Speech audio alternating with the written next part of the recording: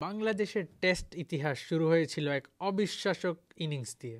বন্ধুরা, তোমরা কি জানো আমাদের টেস্ট ক্রিকেট শুরু হয়েছিল এক সুপার শট দিয়ে? 5 নভেম্বর 2000 সাল, ঢাকাতে, বাংলাদেশ বনাম ভারত, আমাদের ইতিহাসের প্রথম টেস্ট ম্যাচ। সেই ম্যাচে মাঠে নামেন আমিনুল ইসলাম বুলবুল, যিনি একাই ক্রিজে দাঁড়ায় ভারতের বোলিংয়ের বিপক্ষে 145 রান ডেবিউতে, দেশের প্রথম টেস্ট ম্যাচটিতে। সেদিন শুধু ব্যাট করে নিতে, সে লড়ছে গোটা প্রজার জন্য। যদি কেউ ব্যাট করতো এই অবিশ্বাস্য ইনিংসের উপরে, নিশ্চয় ভালো কামিয়েছিল। কমেন্ট করেন ডেবিউ, আর আমি আপনাকে ইনবক্সে পাঠিয়ে দিব ইনভিটেশন আমার প্রাইভেট চ্যাটের, যেখানে পেয়ে যাবেন আপনারা প্রতিনিয়ত আমার ব্যাটিং প্রেডিকশনস এবং তার রেজাল্টস। আমিনুল ইসলাম ছিলেন পৃথিবীর মাত্র তৃতীয় ক্রিকেটার যিনি নিজের দেশের প্রথম টেস্টে সেঞ্চুরি করেছিলেন।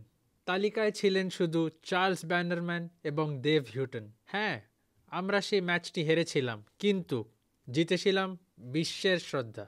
আর সেই শ্রদ্ধা শুরু হয়েছিল শুধু আমিনুলের ব্যাটিং থেকে। সে শুধু খেলোয়াড় ছিল না, সে ছিল আমাদের টেস্ট যুগের প্রথম প্রতীক। বন্ধুরা, তোমরা যদি এই মুহূর্তটাকে মনে রাখতে চাও তো এই ভিডিওটাতে দিও একটা লাইক, আর করে দিও শেয়ার নিজেদের বন্ধুদের সাথে।